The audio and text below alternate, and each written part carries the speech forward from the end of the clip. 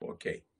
Bom, para dar a ideia do que a gente pode fazer em pesquisa quantitativa, eu queria mostrar para vocês um estudo que eu fiz no início dos anos 2000, tá? Que tem relação com a questão de redação no concurso vestibular à universidade. Validade e poder decisório. Tá? A motivação para esse estudo é que havia uma discussão naquele momento, tá, de que a questão de redação no concurso vestibular da URGS era altamente decisiva, tá, para a entrada na universidade. E a URGS adotava naquele momento de não corrigir todas as redações. Já tinha um critério, porque senão eram 30 e poucas mil redações para serem corrigidas. Tá? Então a URGS tinha um critério de só corrigir as redações daquelas pessoas que ainda tinham chance. Tá? E o que significava ter lá um score mínimo, tá? Nas provas de escolha múltipla. Tá? E é isso que motivou esse estudo. Tá? Eu vou apresentar agora para vocês.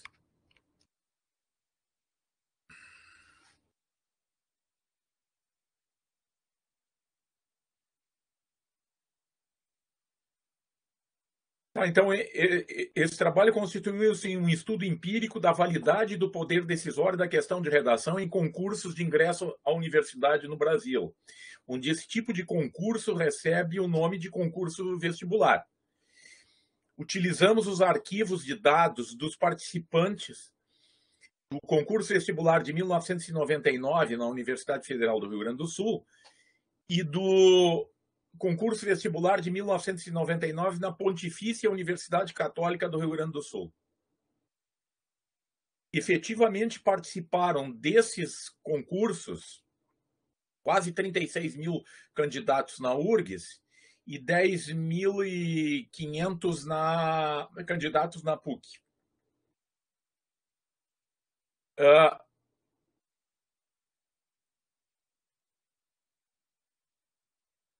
Eu tinha bom relacionamento, é um momento que eu não estou mais na PUC, mas eu tinha um bom relacionamento lá, e eles me disponibilizaram os arquivos, as planilhas com os scores.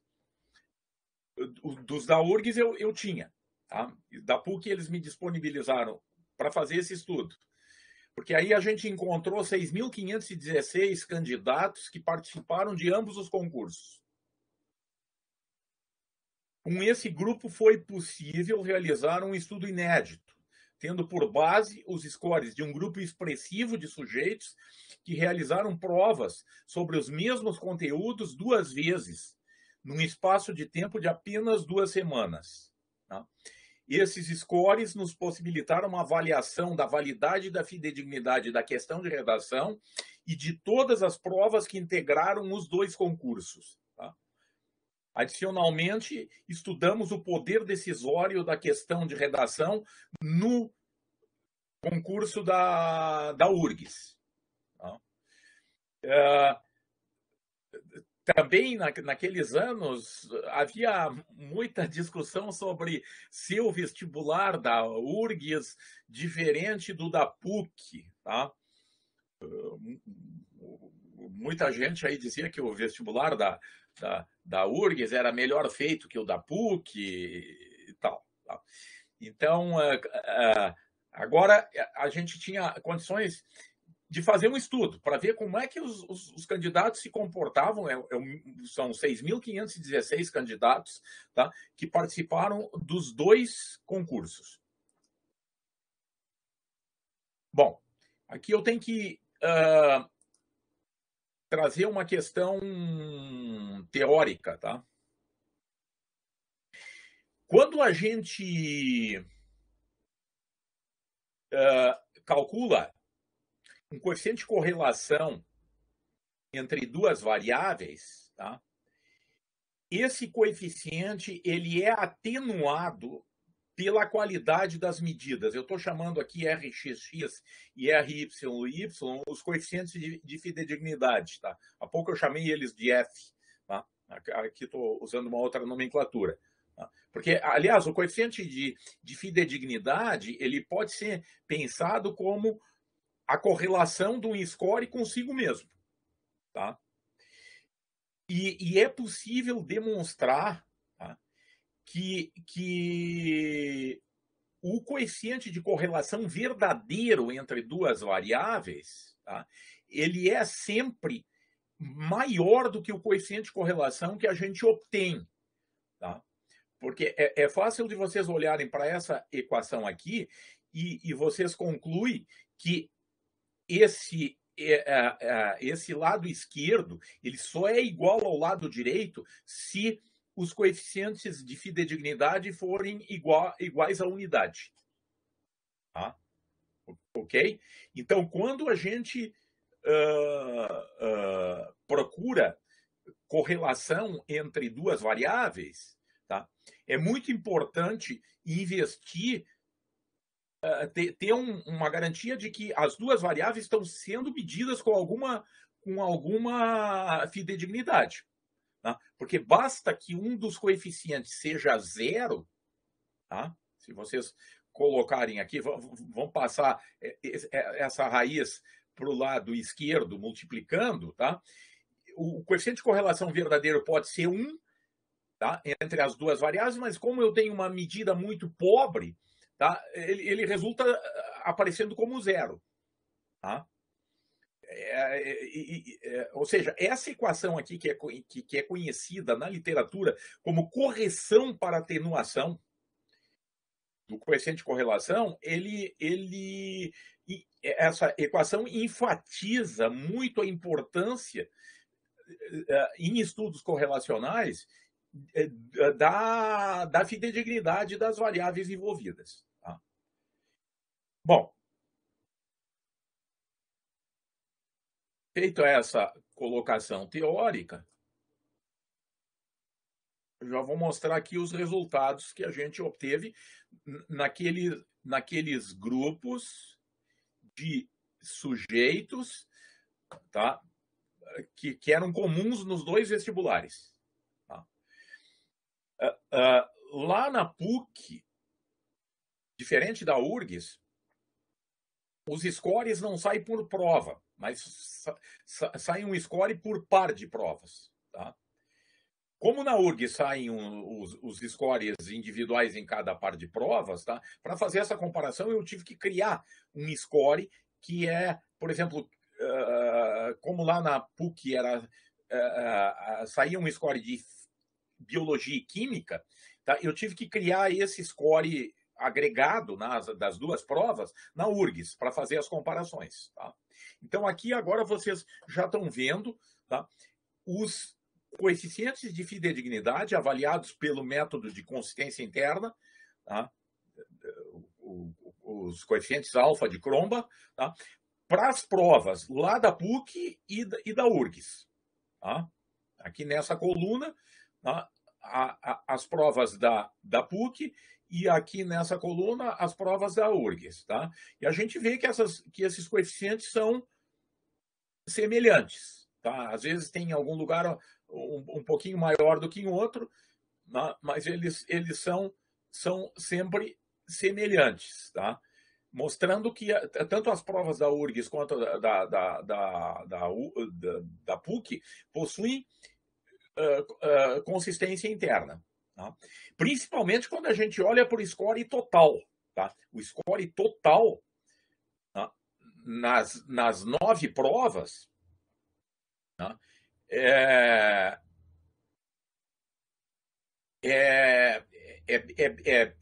bem alto, tá? Tanto na PUC e na URGS. E quando a gente correlaciona PUC com URGS, aparecem essas correlações aqui, ó. Tá? Aparecem essas correlações, tá? Que são semelhantes aos próprios coeficientes de fidedignidade de cada prova. Ou seja, quando a gente corrige para atenuação, a gente encontra praticamente a unidade nessa coluna aqui, mostrando, tá, que as duas provas da URGS e da PUC, elas são altamente convergentes. Tá? Elas só não são mais convergentes por causa da própria fidedignidade que não é perfeita de cada prova. Tá? Ok? Mas o coeficiente de correlação desatenuado, por exemplo, biologia e química nas duas universidades, é 0,98, é quase perfeito. 0,93 para matemática e física, 0,99 para história e geografia, tá? Língua estrangeira e literatura, 0,96, e língua portuguesa, 0,95. Tá? E no global, 0,96. Tá? O que significa, tá? Então, que esses dois vestibulares, em que pese as pessoas acharem que eles são diferentes, tá? Eles estão dando essencialmente a mesma informação sobre os candidatos.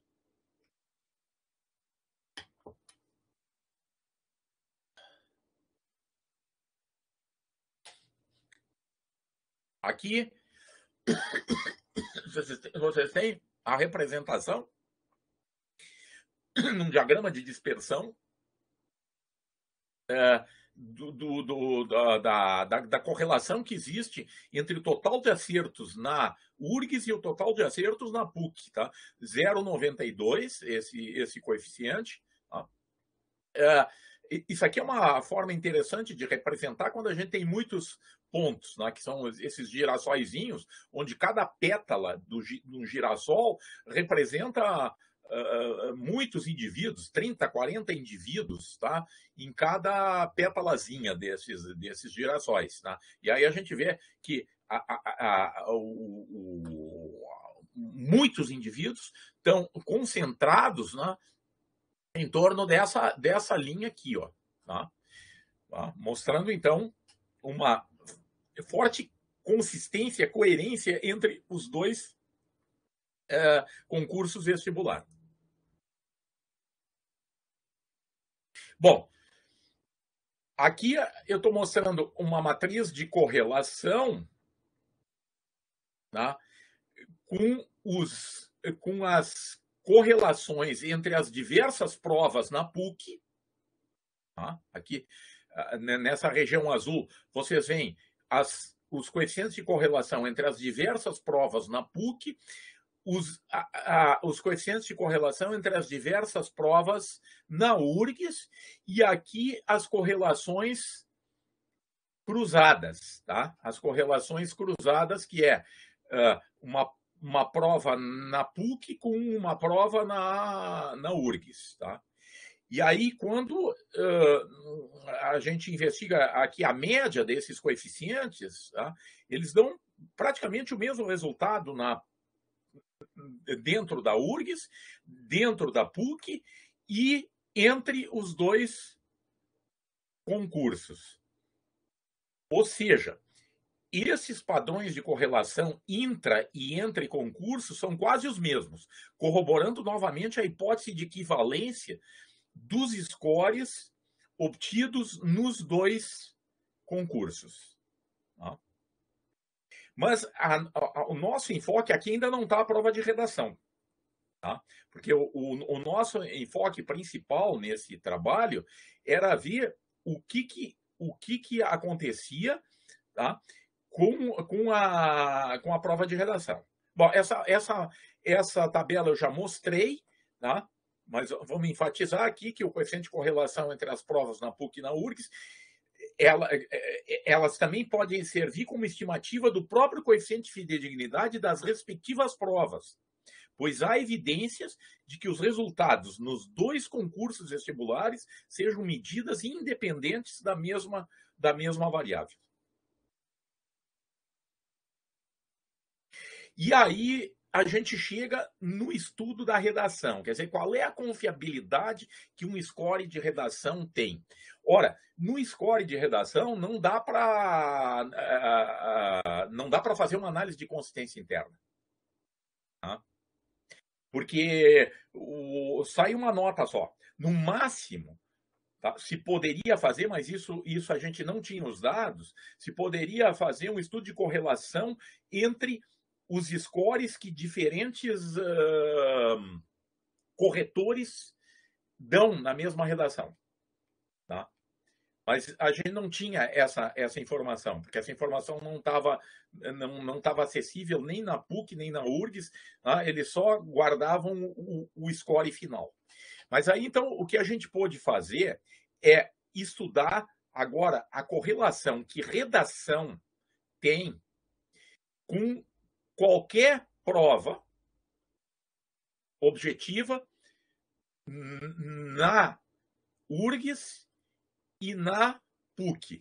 Tá? Em azul estão as correlações da prova de redação na URGS com as provas da URGS e da PUC. Tá? E esses coeficientes, ó, eles são bem menores do que aqueles outros quando a gente olha só as provas objetivas. O coeficiente de correlação médio da redação na URGS com as demais provas é 0,36 e na PUC é 0,40.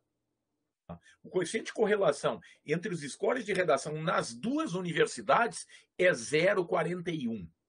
Ou seja, tem uma correlação bastante fraca entre o score de redação que o sujeito ganha na PUC com o que ele ganha na URGS. Tá? E isso é um problema para a prova de redação, tá? Porque a gente está mostrando, então, que os scores nas provas de redação, eles são muito falíveis. Tá? Eles são muito falíveis. Vejam que quando eu pego lá biologia e física nas duas universidades, eu encontro 0,8, 0,70 e poucos para outros. Aqui são todas as correlações são baixas. Tá?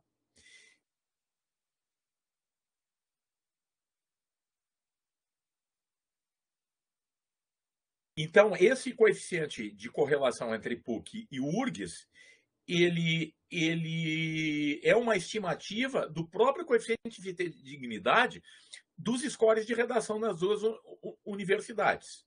Nota-se que esse coeficiente de fidedignidade é menor do que os coeficientes de fidedignidade nas outras provas, que é 0,76 em média.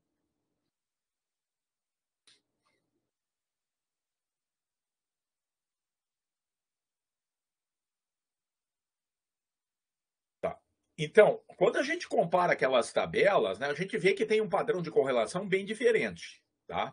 Quando compara redação com outras provas e as outras provas entre si. Os padrões de correlação são bem diferentes. Isso poderia indicar que, de acordo com o usualmente admitido, a questão de redação avalia aspectos independentes do que são medidos em questões de escolha múltipla. Tá? Entretanto, essa conclusão é questionável. Tá? Por quê? Porque os scores de redação nas duas universidades se correlacionam fracamente. Tá? Ou seja, nesse estudo, há fortes indícios de que a fidedignidade dos scores de redação é pequena. Tá? É pequena. Tá? E por isso não deveria se jogar muito poder decisório para questão de redação. Tá? Porque essa questão ela tem baixa fidedignidade. Tá? Bom, aí eu resolvi estudar o poder decisório que a questão de redação tem efetivamente na URGS. Tá? Na URGS. E aí o que eu fiz? Eu construí um score, tá? Que é esse que está aqui na vertical, que é o score final de um concorrente no vestibular da URGS com a redação, tá? Com a prova de redação. Tá? Esse é o score oficial da universidade para decidir a disputa de vagas.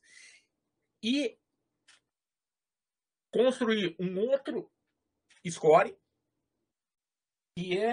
que seria o argumento de concorrência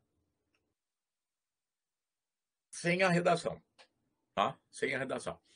E a correlação é 0,97. Tá? Ou seja, realmente a redação tem pouco poder decisório e ela não deve ter muito poder decisório exatamente pela questão da falibilidade dos scores de redação. Essa é a conclusão. Tá?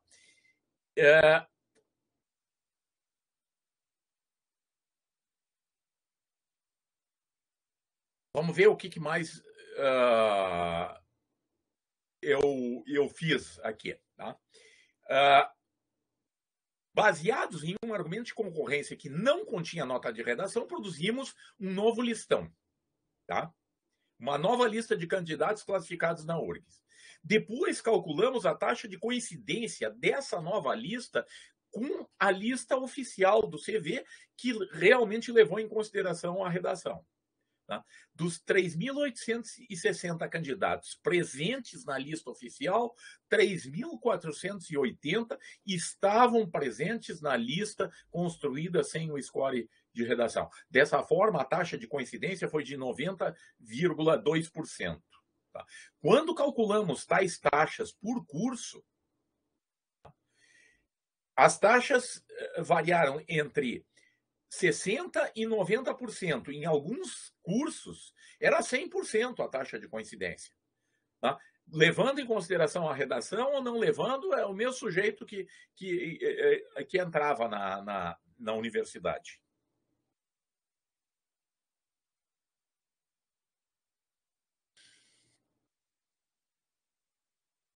E aí também se fez um estudo para ver quantas redações nós precisávamos corrigir efetivamente para chegar no argumento. Porque assim, na URGS, apesar de ter aquele critério de corte, se corrigia ainda milhares de redações. Tá? Se corrigia milhares de redações, e aí a gente pode se perguntar, bom, será que a gente precisa corrigir todas essas redações, tá? para chegar nos candidatos, tá? Então, o que eu fiz? Eu produzi um listão lá com sem a prova de redação e procurei quantos daqueles candidatos, tá, que tinham entrado efetivamente num particular curso entrariam se eu só olhasse para as outras provas. Tá? Por exemplo, na medicina, que é um curso de alta concorrência, onde qualquer pequena modificação no score final pode decidir do sujeito entrar ou não, tá?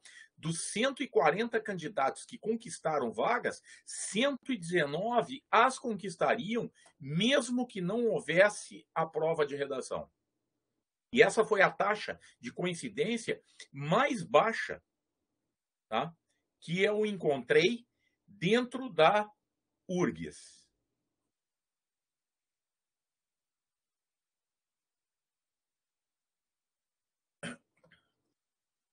Dentre os restantes 21 candidatos, aqueles que não entraram, tá, o posto mais elevado do argumento de concorrência sem a redação foi 228, portanto, inferior a 2 vezes o número de vagas.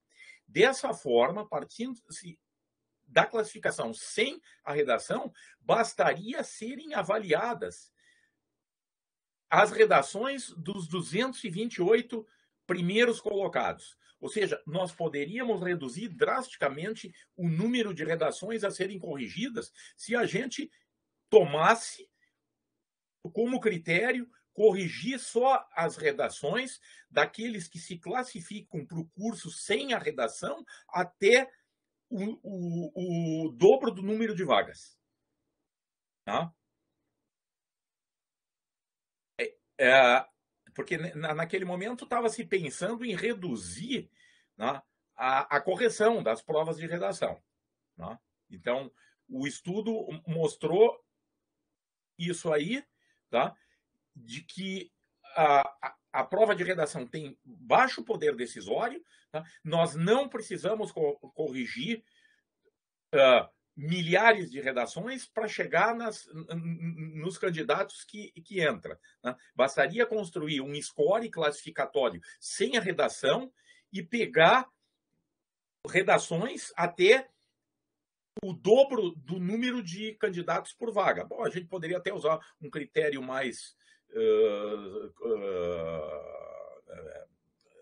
forte, né? Pegando, digamos, 5 vezes o número de vagas. Isso ainda reduziria drasticamente o número de redações corrigidas. Tá? Então, esse é um estudo, né? Eu resolvi trazer para você só para mostrar o que a gente pode fazer em termos de